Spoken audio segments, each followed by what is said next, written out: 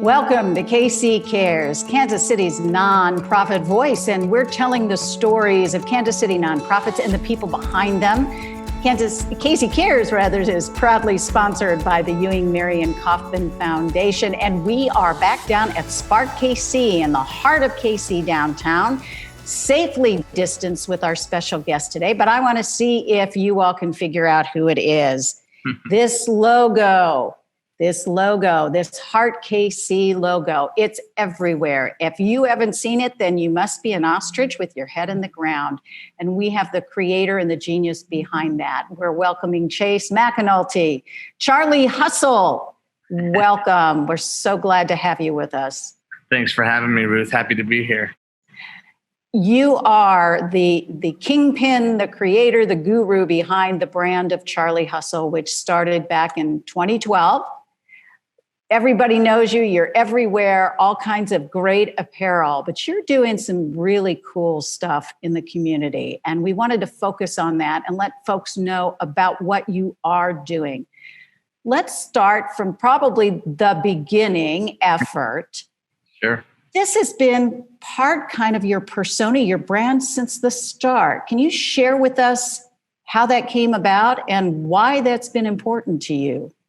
Well, I think community has always been an important piece of what we've been trying to build over the years.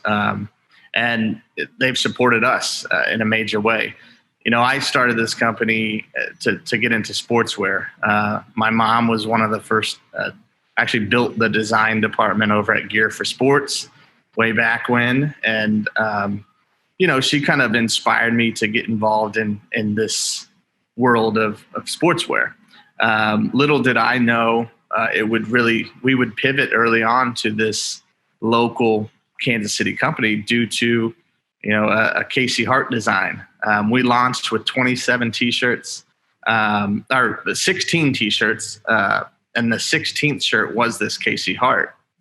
And our first day of sales we sold 27 t-shirts, and 14 of them were this KC Heart. So we knew we had something here. And it's evolved into, the icon for this city.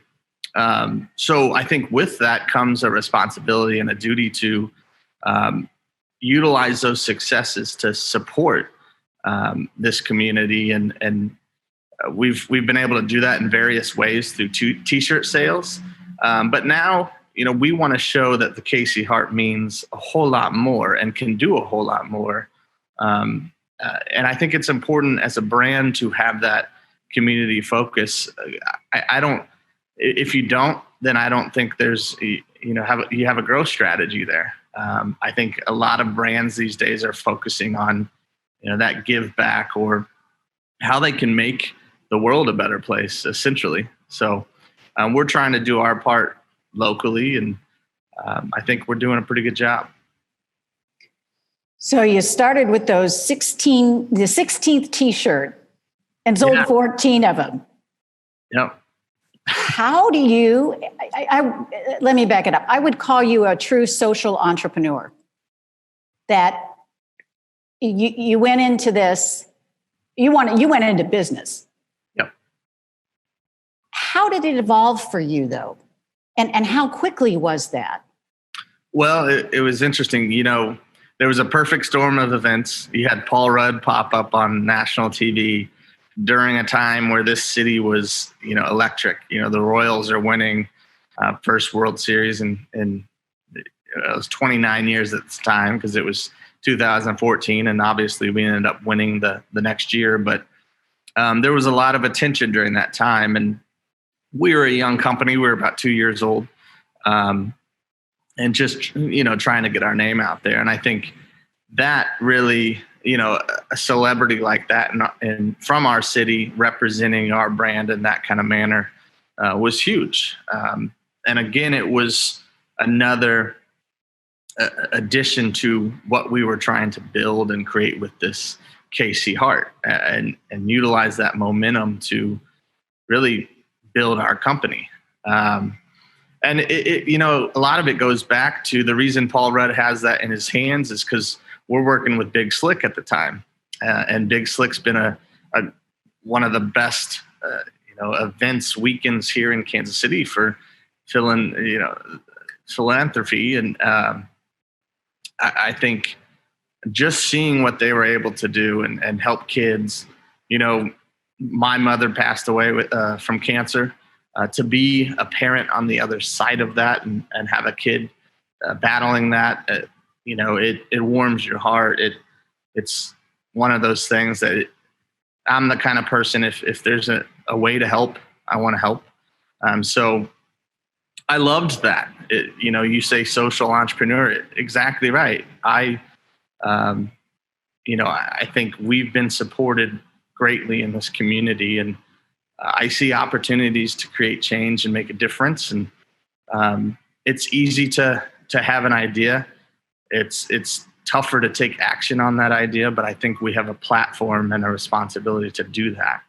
So, and everybody inside of our company, everybody we've brought on, they follow that lead as well. They live it the same way that I do, and they're just as much a part of it as what we've created with Charlie Hustle. They are Charlie Hustle. Well, first of all, I'm so sorry you lost your mom. That's always a difficult thing, and it's one of those things, part of life, Yeah, those rites of passage that you wish you didn't have to go through, but on the other end, you're a parent, and that brings with it that joy. So how much is Paul Rudd getting in residuals? Let's cut to the chase now. We're in that shirt. Yeah, he just popped up. It was pretty crazy. We actually had a friend that was working on Rob Riggle's set out in LA, and my business partner was close with him.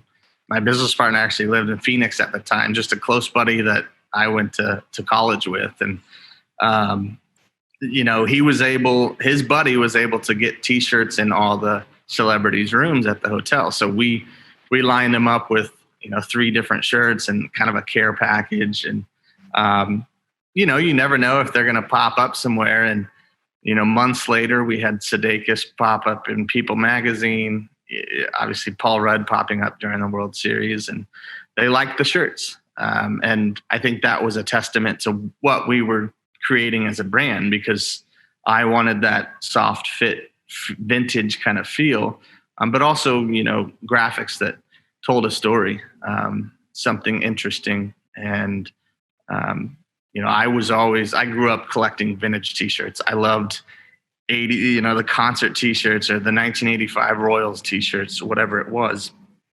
They all told a story to me. So I set out to kind of recreate that with Charlie Hustle. And now we've been able to really pivot and turn that into creating things for our city, and celebrating our city in fun ways. All right, so you're this vintage T-shirt collector. What's your favorite? What's the one that's gone through more washings than anybody would want to know?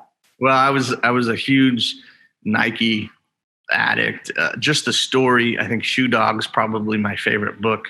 The Phil Knight story, and I love old Nike. It reminds me of my childhood. And that's, again, what we set out to create with Charlie Hustle. But, how can you remember your childhood? And so the story of Nike and all those things that go into it, it could be a simple Nike logo T-shirt, but there's, the fit and the feel and the blue tag in the back. There was something to be said for that. So that was always attractive to me, and still is to this day. So we're going to go into your closet at some point, and we're going to see Chase's closet is going to be every color of the rainbow, your logo, your brand, and then Nike. Probably. And be careful. You called out the 85 World Series T-shirt. Some of us were around then. So yeah, I've got that buried, that along with the Michael Jackson T-shirt. Yep, absolutely.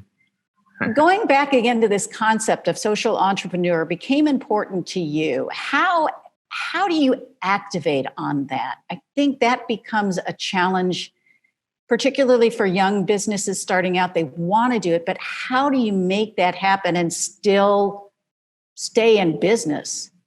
Well, it's taken some time. We've been able to do a lot of different things. Through Charlie Hustle, we have a communities program where that has really evolved over the last 4 or 5 years, where we have T-shirts that are going to support different causes. And now every year we look at about a dozen different companies or nonprofits that are doing some good work, relative to maybe what's going on in that season or month. We've done a bunch of stuff with MS, breast cancer awareness, you name it. I mean, pediatric cancer. And we've seen what those sales can do to, help support. But at the end of the day, there's only so many T-shirt sales and so many things you can do, to keep your business going, but also give back. And so I think this past year, with this elevation of the KC Heart, KC ADC came and knocked on our door and they said, we want to elevate this. And I simply said, where have you been? Because we need we've been doing this. Yeah. We need people in this city to kind of take it and run with it. And we kind of hold those rights on the merchandise side, but we knew the KC Heart meant a lot more to the city, and we knew the right people can kind of elevate that. So, on our end, we turned around and we said, well, we could do a whole lot more. Let's create a foundation that can create some real impact, and utilize the platform we had to create that conversation. When you decided to do a foundation, what went into that decision? Well, I think, the 501c3 was always interesting because we were giving back dollars to all these different things. And we wanted kind of a foundation, a infrastructure, if you will, to, support these causes, but also benefit our business in a way from, a growth standpoint, a marketing standpoint, just positioning in general. And I also knew, taking on a 501c3, that's a whole nother business. And you can't lose, your focus on, what's putting food on your table, I guess. So, we had some great people around that kind of steered me towards the Greater Kansas City Community Foundation and the great work that they do. And, I felt it was just an easier path to go through them and set up our foundation and just get it going, and kick things off and see if this is a route that makes sense for us long-term. And I think with some things we've done recently, I think it's showing that it is, and it feels good. And the foundation is fairly new relative to the age of your business, which isn't old to begin with, but it's a recent thing that you decided to do. Was the process onerous in any way? How did you find, going that route? Well, I've been on several different committee groups. I've met a lot of people in the nonprofit world, and so I had a lot of great connections and guidance already there. And, I think the 501c3 was always something over the last 2 or 3 years that was, it kept getting pushed on the, strategic planning conversations. But it was always something in the back of my mind that I wanted to do. But I knew that, we only have so much bandwidth. We're still a pretty small team. There's 15 people in the office. And, they all have a full role. So, I wanted to make sure that our company could handle it. And I think creating a foundation just that was the Greater Kansas City Community Foundation had an easy setup for that. So it was a no-brainer once I kind of learned that, you can go this path and just kind of get started. And still team up with great 501c3s around the city to support different initiatives. It must be challenging for somebody on your team, maybe it's you, to weed through requests, because I would imagine, and correct me if I'm wrong, there are a lot of people knocking at your door saying, oh, we want to partner with Charlie Hustle. They get the value of that brand. So how do you work that? Well, it's been interesting. We used to be the one knocking on people's doors, and so we've been able to really leverage that cool factor, I guess.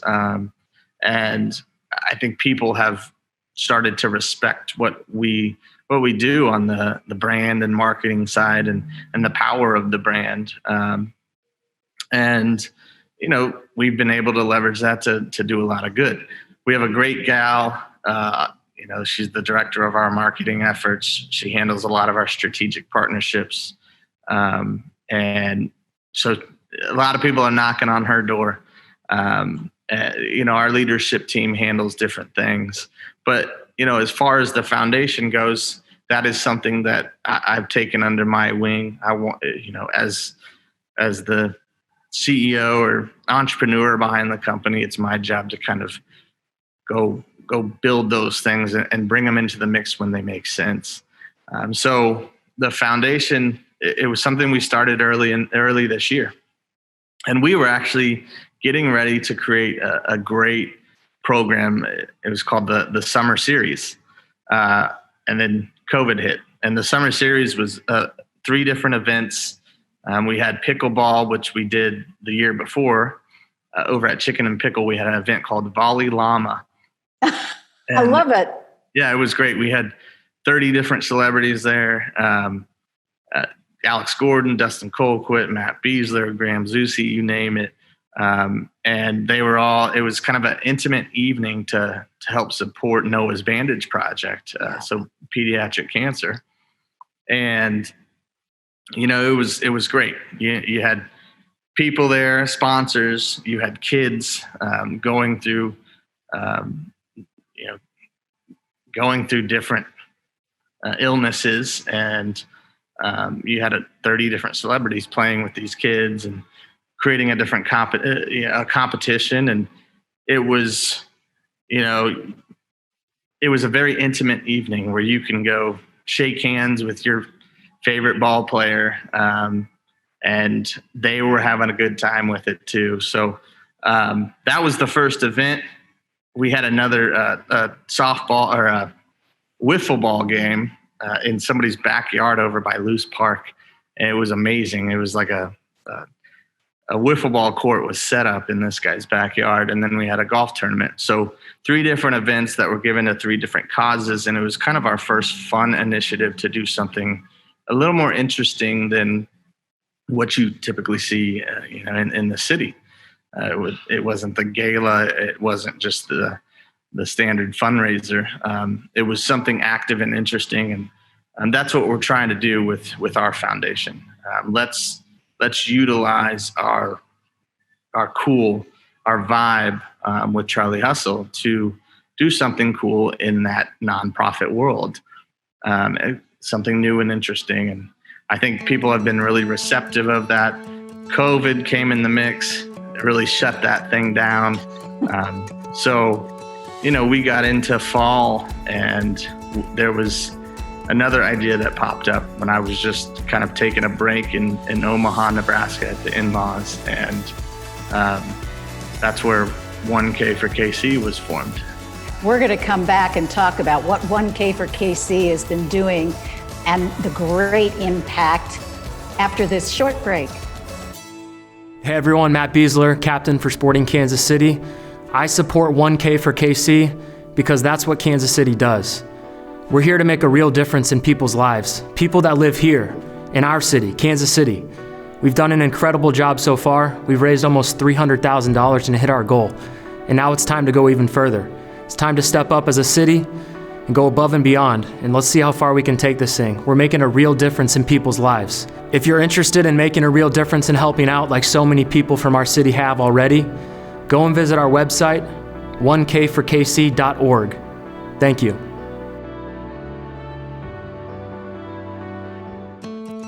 We're back talking with Chase McAnulty. You might know him as Charlie Hustle, or the man behind Charlie Hustle. And we're talking about your 1K for KC initiative that you began. COVID hit, it threw a wrench, let's face it, into the world and continues to do that. Tell us about 1K for KC. It's amazing. Well, yeah, and it was interesting because I think with Charlie Hustle, we were building, we were getting into our year, and COVID hits, and it was a very quick pivot to how can we help? This whole year has been a philanthropic effort, I feel like, and we were making shirts that went back to nurses. We were making shirts that we provided over 40,000 meals for harvesters. We made face masks pretty quickly. And even the social injustice that's going on in our world right now, we were able to support a couple really great causes in our city, the Negro League Baseball Museum, and then the kind of lifting up the urban core and some of the work they're doing over there to build up our communities. But, all of that was, again, Charlie Hustle. It was something we could do to keep business going and help support our community. But I was taking a break from that at my in-laws in Nebraska, and I heard a story of a mom that had 3 kids, was struggling to pay rent, and the kids were home from school, and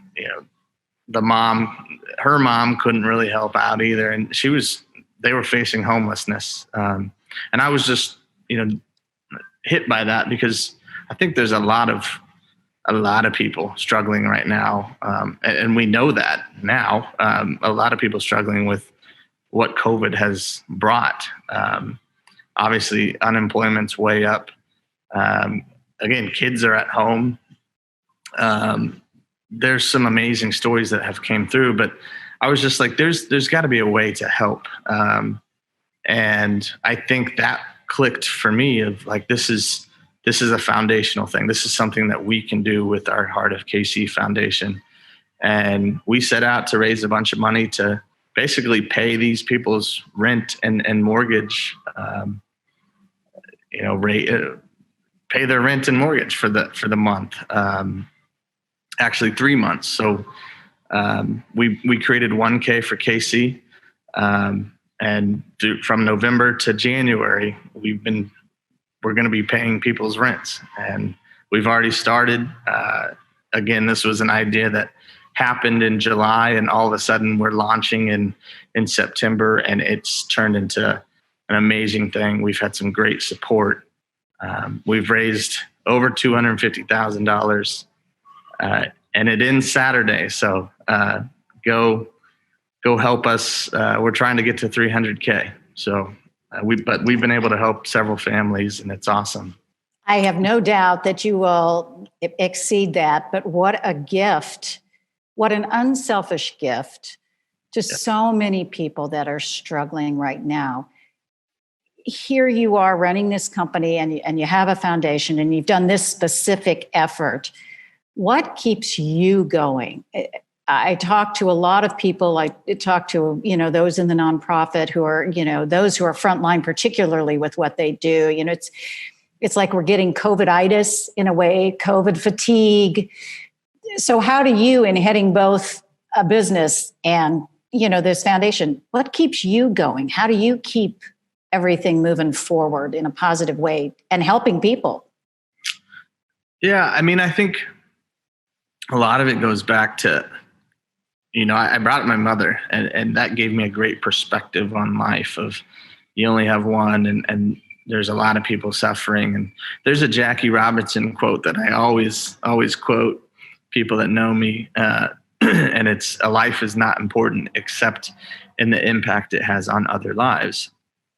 And that's something that's always stuck with me since, 3rd grade when I was writing, history projects on Jackie Robinson. I think that was my subject for up until like 7th grade, but just it was easy. It's what I knew, and I love baseball. So, but I think it's in the end, it's interesting because we created this thing, and you have this business to run, and it's taking focus off of your business. It's been exhausting. There's been 3 or 4 of us handling this thing, but it's also teaching me, this is how you can do it better next time and whatnot.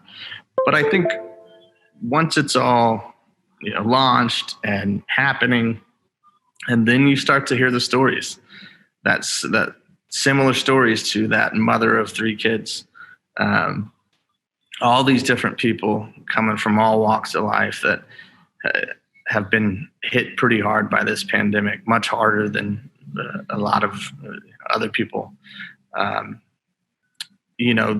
That's the reason you do it. The hospitality workers that are struggling. There was a story of a mom that had 2 kids. Her mother had just passed away. The baby daddy had left earlier in the year, and she couldn't work. They're at home. She had COVID at one point, and it was just like, how do you live? Like, she's going to be out on the streets. We have to fix this. So that's why you do it in the end. Simply put, those stories. Well, we admire you for what you're doing, and you step up to the plate. Where do you go from here? COVID is unfortunately not going away very soon. Yeah. We're into winter months. It's, it'll round the corner and be a year before we know it. What do you have planned that we can all maybe look forward to and keep an eye out in helping you do the amazing work you're doing to help others? Well, there's a even bigger event or campaign happening that I can't quite talk about yet, but darn! We thought we'd have the big reveal. It's a pretty big deal for the city, and there's a lot of community leaders involved in it. But I think 1KforKC has shown that, hey, we do have a platform that can help out. It is working. Let's do more. So, as we go into the strategic planning for 2021, that's going to be a big part of the conversation. And we hope to bring back that summer series and just have a few different things that we can call our own that are different from what you typically see. So it's fun. It's interesting. It's thrilling for me as a young entrepreneur to try different things and just take action and help others. And at the same time, the more you give, the more you get. It's a great reflection on our brand. And, I think it's part of building that trust in the community. And that's why people have supported us, I think. So, any peek into what designs or new things we might see? Obviously, the masks. I mean, this was a birthday gift to me. What a great thing. Yeah, it's amazing that we have been in the mask business this year. That was definitely a curveball that we did not foresee coming, but it's been great for us. And we've donated over 100,000 masks, 40,000 masks to the KC public schools, and, and really using the crowdfunding, platform to, people buy masks, we give masks, so, but a lot of things coming down the pipeline. We've gotten really good at the t-shirt, and I think now we're really expanding our brand into other areas. We have some great fleece this year, but we're opening up the books and really looking at, what does our company look like regionally, nationally, while still keeping that, heart, if you will, here in Kansas City.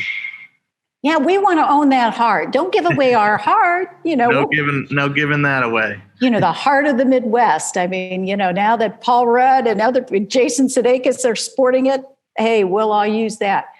How can the community engage with you all in furthering what you're doing, in the social, repair work? Yeah. So, we have great people on our staff that handle different relationships, partnerships. But then, right now, 1KforKC.org is it's happening. It's actually ending Saturday, and or at least we begin the real work of paying people's mortgage and rent. And we already have we've already been making the phone calls to people. And I think changing people's lives, just the messaging that we're getting back, and the gratitude.